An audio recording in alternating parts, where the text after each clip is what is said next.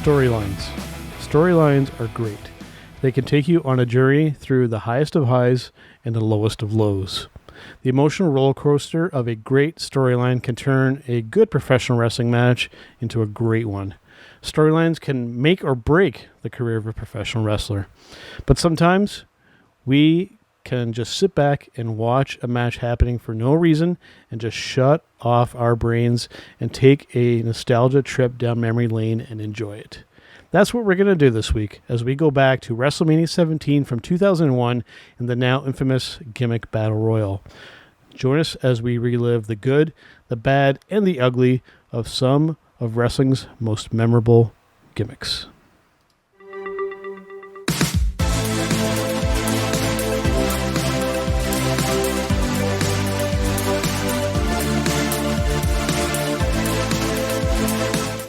I am Karl Carafell alongside Mighty Joe, and this is Turnbuckle Rewind.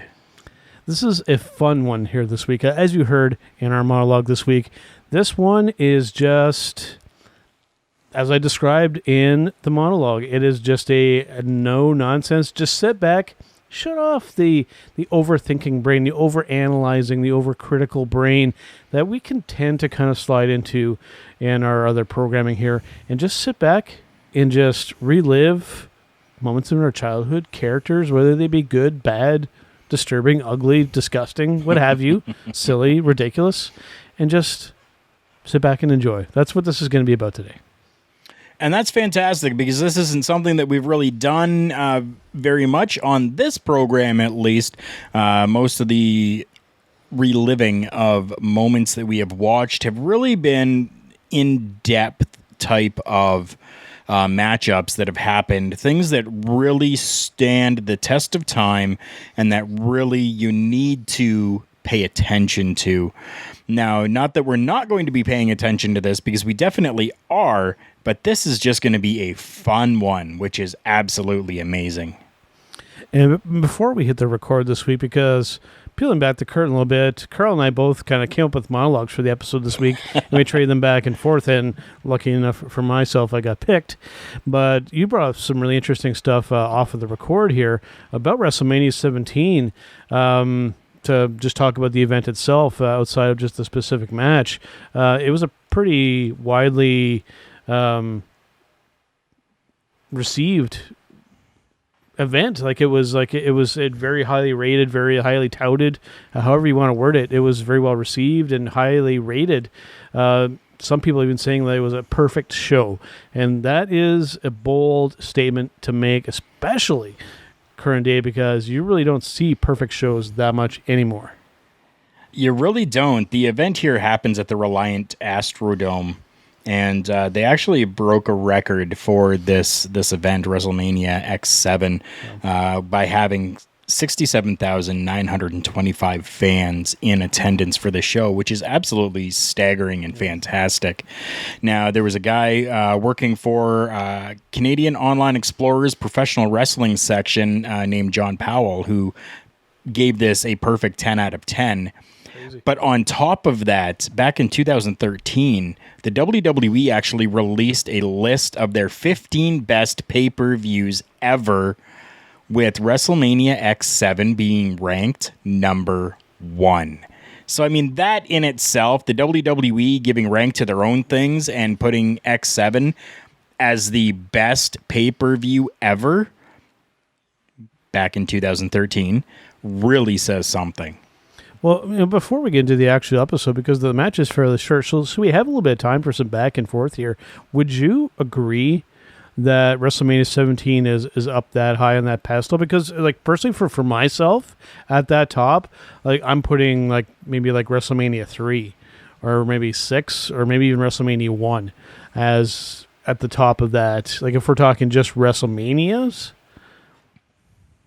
in events, I think 3 is like for me much higher. But then again, it's been quite a while since I watched 17, so I may have to go back and actually watch the entire show, and then maybe we can revisit it as an actual debate. But interesting that they tout it as a perfect show, because like I said, it's big shoes to fill there.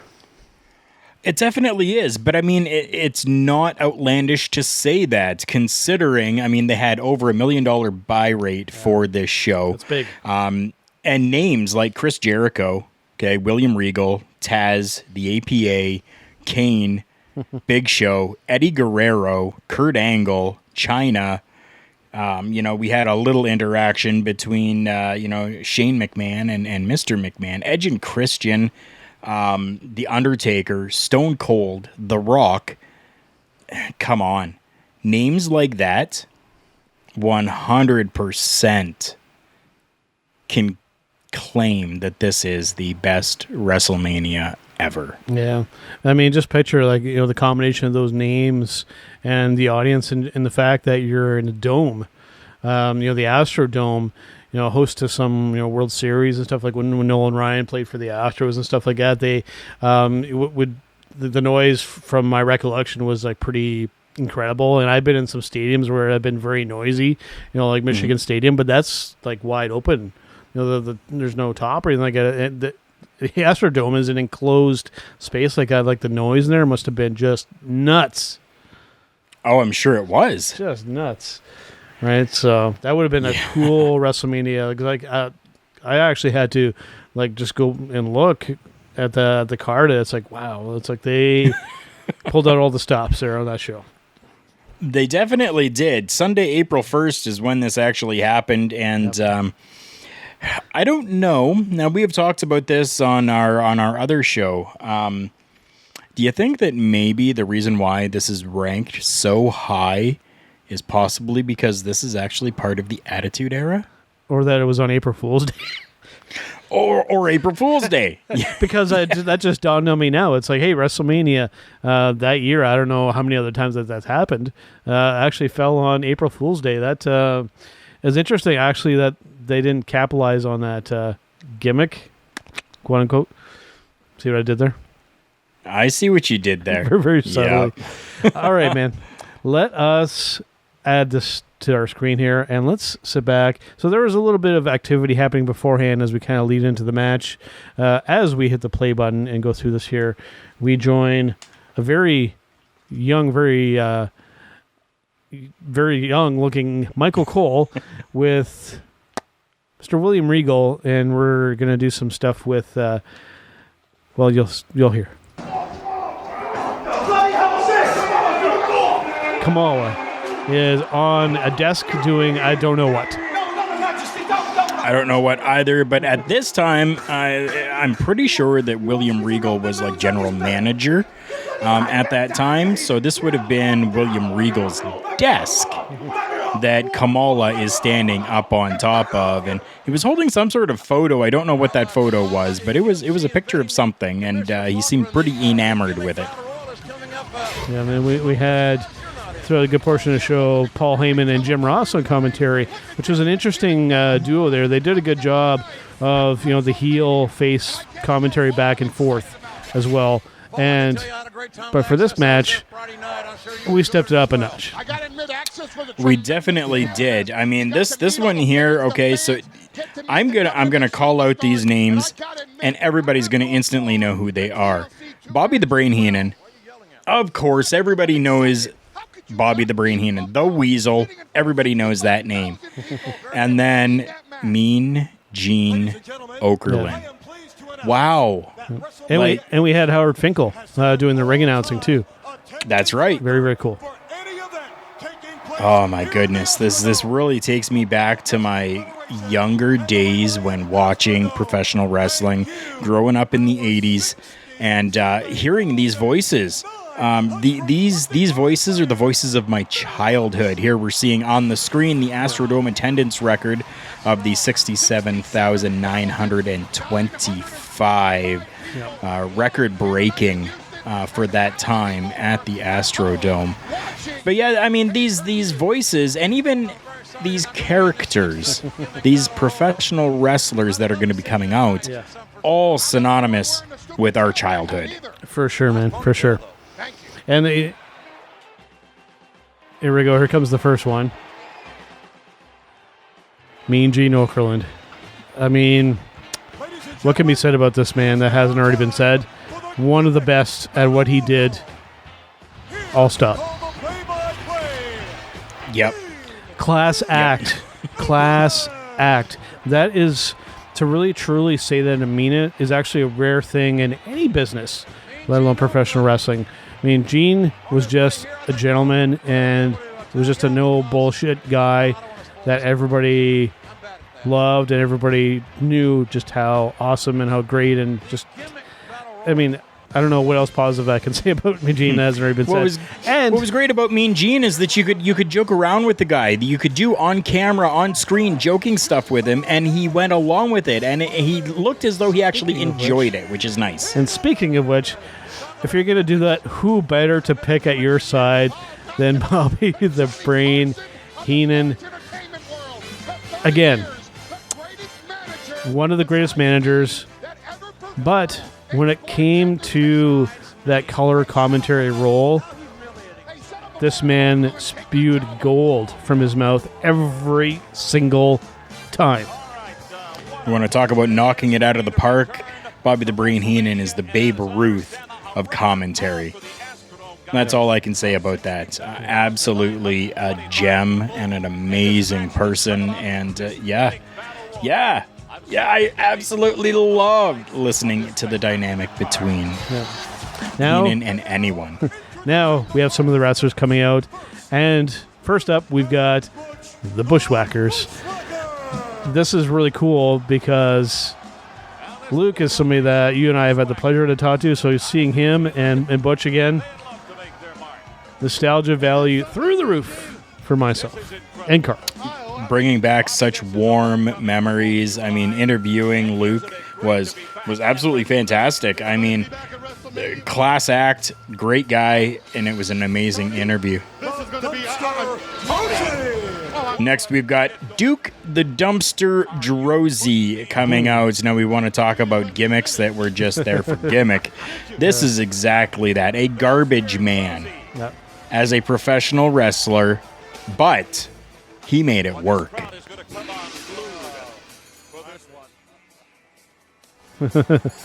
Next up, the one, the only, the legend himself, Sheiky Baby, the Iron Sheik. There is nobody in the history of professional wrestling like the Iron Sheik. I'll stop again. There never will be. The Iron Sheik was on a level of his own, definitely. Great professional wrestler, amazing worker in that ring. He definitely was. I don't think he gets enough credit for the work that he was able to do. And you want to talk about strongman? Ultimate strongman. Earthquake. Mr. John Tenta, fellow Canadian, by the way. That's right. Very cool to see him. Somebody who was a very, very underrated big man in professional wrestling.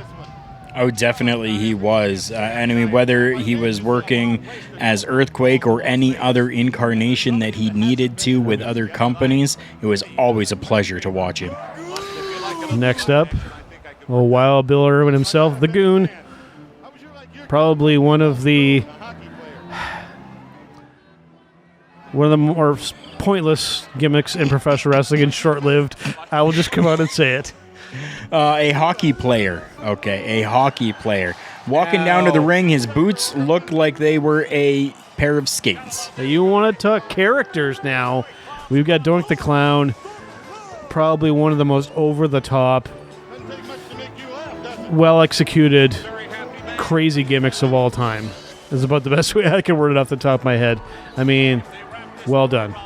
Whether face or heel, Doink the Clown seemed to be adored by the fans. Next up, the Ugandan giant, Kamala. Rest in peace. Again, another very underrated big man. You want to talk characters again? Kamal was a character. All three of these men coming out, whether it was Harvey Whippleman, whether it was Kim Chi, or whether it was Kamala, all characters in their own right. This is This next character here, I was actually afraid of this guy. This man is nuts. About 5 years ago, he got my mother-in-law's. 4 years ago, everybody got your mother-in-law. See, now that there, if you heard it very subtly, Bobby take a little shot at Gene, and I can guarantee you Gene was laughing. Oh, yes, and that was the Repo Man that came out. Now, the infamous Mr. Jim Cornette actually involved in this match, which I honestly had forgotten. Jim actually, quote-unquote, wrestled in this match because, to the best of my knowledge, he never really ever stepped foot and did much in the ring. So. Yeah, it was very shocking to see that. Yeah. Happy to see it, though, because, yeah, everyone always wanted to get their hands on Mr. Jim Cornette. Nikolai Koloff, you want to talk, characters. This was like one of those ones where I don't even know if you could do it these days. This was a character that would push a lot of buttons. But, I mean, outside of that, very, very talented and, again, very underrated in the ring. Next up, we have the Freebird himself, Mr. Michael Hayes. Again, pretty cool to see because, I mean, during its heyday, the Freebirds were quite something. It's about the best way I can put it. Yeah. Definite OG Freebird right there. Yeah, always knew how to kind of win over that crowd with whatever antics he was doing. He just had that swagger and personality about him that just was electric. For sure. Next up, we got old big one-man gang. And you know what? Honestly, not a guy that I was ever afraid of. I looked at this guy and I was like, hey, big bad biker dude. Yeah. I think I could sit down and, have a cup of tea with this guy and I would be fine and I would be walking away refreshed. And by the way, who Hacksaw Jim Duggan eliminated to win the very first Royal Rumble. Just a little fact there for you guys. Next up, the infamous Gobbledygooker. Probably one of the most disappointing things to ever happen in professional wrestling. Yeah. Gobbledygooker was actually hatched from an egg. Yeah. Not even right. And here we go. We're actually seeing that. So if you're following along with us, you're witnessing right now. One of the biggest blunders of all time. Best way I can put it. Not even Piper himself could save that gimmick and make it good. It was never going to happen. You could audibly hear, like if you watch the actual debut happen, like you hear the crowd just go, oh. Right? But it is what it is. Disappointment. Next up, we have Mr. Fred Ottman, otherwise known as Tugboat. Again, another big man. Notice a bit of a trend here with these guys coming through. A lot of these very good big man professional wrestlers. Oh, yes. And Tugboat and Earthquake at one time were a tag team as Earthquake and Typhoon. So it'll be interesting to see if there's any type of interaction between these two big men in that Battle Royal. One of the more popular characters of all time here, Karl. I don't think I'm overstating that. Hillbilly Jim. You want to talk during the 80s of characters and wrestlers that got over, especially with the younger audience? Hillbilly Jim was your man. He definitely was. He always had a smile on his face. He was always upbeat and cheery, and it was just amazing to see that because, I mean, in any day and age, you see somebody smiling, you tend to smile as well. And he even looked good there, Karl. Like he looked like he could still go. Oh, Next up, Brother Love.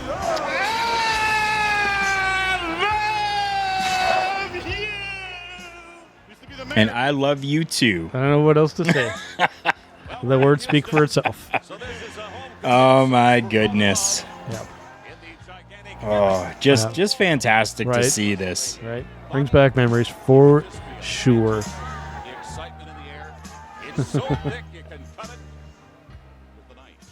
As you heard there, Mean Gene saying the excitement so thick you can cut it with a knife, and 100%, I think that was true.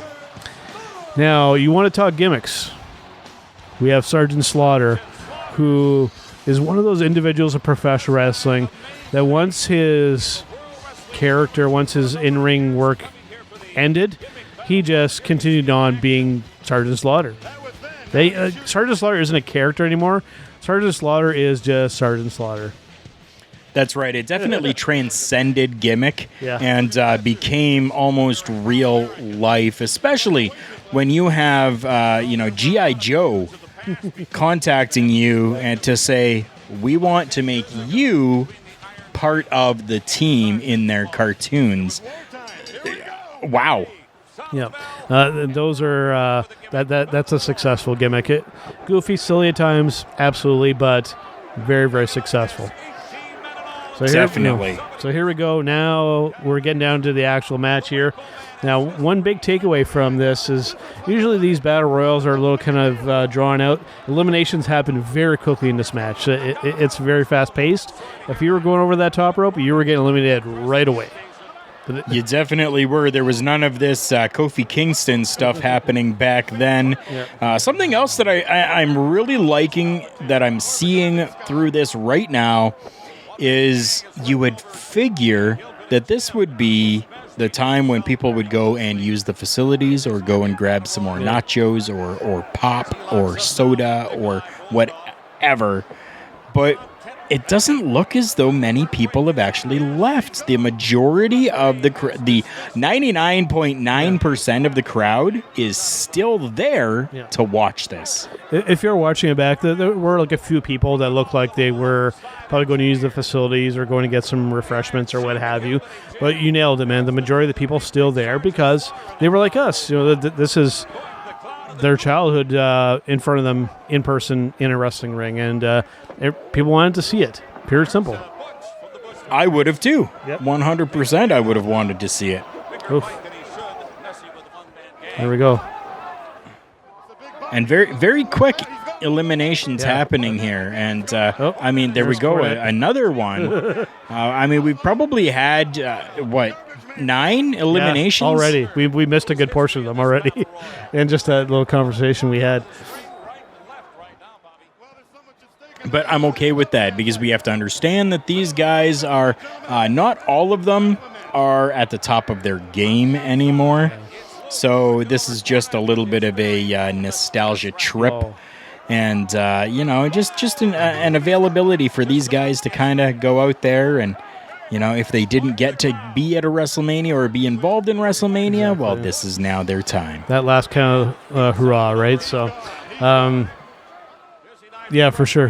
And, even guys like Butch, one half of the Bushwhackers, as we know from talking to Luke, at this point, like Butch was in a lot of pain, right? So they were probably lucky to get him even to do anything at that point. Yes, exactly. There you go. Ooh.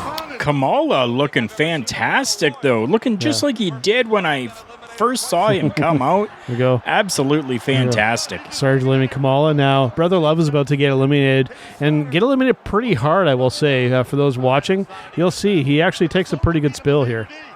Boom. Oof. Onto the apron, and then lands, and then Sarge gets eliminated. And then, out of nowhere, Iron Sheik eliminates Hillbilly Jim to win the match. Wow, Karl. Wow. And something interesting to note here as well, the referee holding up the hand of the Iron Sheik is one Mr. Theodore Long. Yes. And, of course, knowing the history between Sarge and Sheik, we had a little bit of extra at the end. This put a smile on my face here, Karl, because we know that these two had a legendary back and forth. Oh, they definitely did. I mean, there was no bigger feud back in the 80s than to have, Sergeant Slaughter against the Iron Sheik, especially with the war that was going on and everything that was revolving around that. They really were able to take pop culture or even life events, not so much pop culture, but life events, and turn them into something on screen for their fans. For sure. So pretty cool to give Sergeant Slaughter one last little moment. And, of course, a little bit more with Bobby and Gene. And then Bobby almost kind of like faking him out with the handshake there. Oh, that's good stuff, man. It's absolutely amazing. And a couple of times you actually saw Mean Gene kind of, and a smile come across his face when Bobby Heenan would pull back the hand for that handshake. Absolutely fantastic to see that. I'm glad they included that. Yeah, because like I'd mentioned, you just to talk a little bit more about Bobby. Like I said, like I could feel like we could do like entire episodes and discussions around him. Like you want to just talk. Like he was just one of those guys. Like when I look at current commentators in professional wrestling, there's a lot of really good ones, but very, very few could have you like sitting watching wrestling on television, and he could say something and it'd be like the complete opposite of what's like actually happening in front of you, and he could actually make you like question reality. It's like, well, that's not what I really saw, but Bobby said it like this, so maybe he's right. Just it's oh man, like it's and it happens so often with him, like, where it's just like, oh yeah, and like some one-liners that he would come up with, and just and the fact that he was Andre's manager as well, because as everybody's well aware, Andre is still one of my favorite wrestlers of all time. And that combination of, to put it maybe a little bit more simply, if Bobby was good enough for Andre, Bobby's good enough for me. Yeah. Right. So, yeah. And of course, Gene, again, very, very awesome. Like, again, one of those gentlemen in the business. Great to see those two doing their thing. And then, like I said, just great to see all those gimmicks again, because that's one thing that is lacking these days. Everybody seems to be, generic isn't I think a fair term to use, but there are times, Karl, where I miss like Doink the Clown. I miss the Iron Sheik. I miss those kind of over the top kind of gimmicks. I think like especially as a child watching professional wrestling, it definitely added to things a lot more, and I think especially because we had that effect too, that a lot of us were watching Saturday morning cartoons, superhero shows, and that kind of stuff. So at that time, the gimmick stuff, like, it just fit right in nicely with that, because it almost felt like an extension of it. It's like, I watched these superheroes on this cartoon show, and then I see these real life superheroes doing it in a wrestling ring, right? So I think it's actually like one of those things that kind of endeared it to me in those early days, to be honest with you. And like you said, in today's age, we really don't have that too much. And I think that might be kind of a reason why I kind of gravitated towards somebody like Otis, right? Because he kind of had that gimmicky type of persona to him that really made him lovable and a character, right? Not just a professional wrestler going out there and putting on a show for you, but really turned him into a character. It was absolutely fantastic. So we do get it kind of a little bit here and there, but it's not as widespread anymore as it used to be. For sure. I think, well, I guess it kind of depends. But, I mean, I guess kind of the last real living kind of over-the-top gimmicks I think would still qualify in that category, of course, would be The Undertaker. Because, and I mean, you want to talk gimmicks. I mean, that might be like the gimmick in professional wrestling, right? You want to talk longevity and impact. All these ones that we just saw, all great for what they are, but I think would still kind of pale in comparison to The Undertaker, in like every aspect, even like in character, and then of course then out of character, just as Mark Calloway, the man as well. It's one of those ones where like that Undertaker gimmick, that character, that person behind the gimmick, just might be like that best combo of all time. I agree. Yeah. 100%. Right. 100%. All right, man. Well, I guess that about wraps up here for this week. Like we had mentioned about WrestleMania 17, with all of those kind of great matches that happened on that particular show, I think that we just might see a few of those happen on future episodes of Rewind. In fact, I can probably guarantee it, that we'll definitely see some of those, especially, that headliner of Stone Cold and The Rock. Oh, yes. That was just a matter of time, my friend, before we touched on that bad boy. Oh, it definitely is. There were so many great matches coming out of that event. I mean, absolutely Loved it. And there are names that I didn't even mention that were on that card as well that people will know. But yeah, like I only tried to mention some of the more notable names. Wow. And then one that we'll definitely have to, I'm hoping that we can do this one fairly soon because, recently on Love Wrestling, specifically on Between Two Beards, last week, we saw the discussion, the debate, the no-holds-barred match between Spencer and Josh over who was better, Sean. I think that the Iron Man match between those two might be a good one to you and I to have that debate, and then we can come to an agreement and agree that Josh is right and that Sean is the best of all time when it comes to Brett and Sean. Not the best of all time, but between Brett and Sean, I think Sean is clearly better and that Josh was right. If you're listening to this audio right now, you cannot see how saucer-eyed I am right now because never in my life did I think that I would hear those words come out of Mighty Joe's mouth. Yes. Wow. That Sean was better than Brett. Wow. Yeah. And I'm a Bret Hart fan. I know. But we can have that discussion later. Sure. We can have that discussion We definitely can. Although it may end up being a little one-sided because I think we are both Shawn Michaels fans. But I digress. I don't want to talk badly about the Hitman because obviously one of the best professional wrestlers of all time. But we will save that for another day, another episode. And that will be an entertaining one when we do go to cover it. Oh, yes. So before we do go, just want to make sure that we thank our friends over at Love Wrestling, Spencer and the gang, for giving us this wonderful platform to look back, and like in this particular case this week, to just sit back and just turn off that analytic brain of ours and just kind of sit back and watch some silly gimmick wrestling and just enjoy it and have a little nostalgic trip. That was fun, and we're definitely going to have some more fun ones like that. I think we'll have to maybe possibly even dig up some ones that weren't even necessarily real matches. We might do like a little compilation. I know that's one that people have been asking for. Like, when it comes to like Bugs Bunny and stuff like that, there's some stuff that we could experiment with and talk about. So I think that's something we'll explore in the future. But yeah, man, just it's great. We're already 27 episodes into Turnbuckle Rewind. It's gone by so quick. It definitely has. It's gone by so quick. And you know what's awesome is that we do have this platform with Love Wrestling. You want to listen to any of the episodes that we've done, you can go to lovewrestling.ca, click on the podcast section, and Turnbuckle Rewind is right there for you.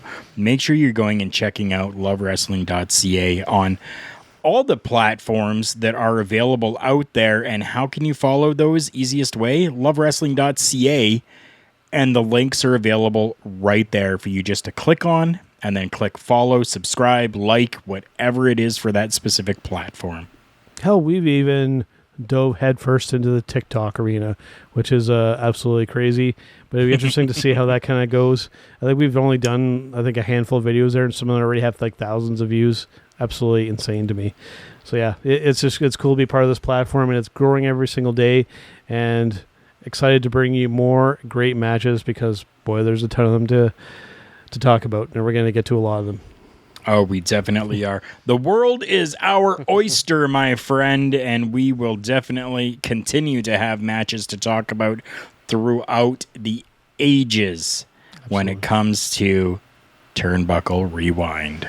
Absolutely, man. All right, let us end off this episode, and I will let you send us off, as always, with those famous words. # be kind, always rewind.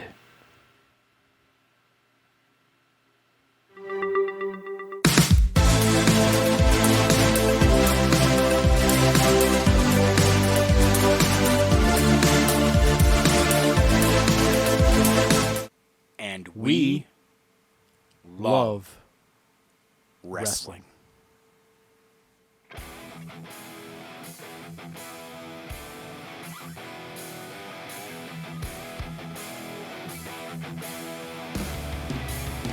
Become the best version of yourself with RK Athletics.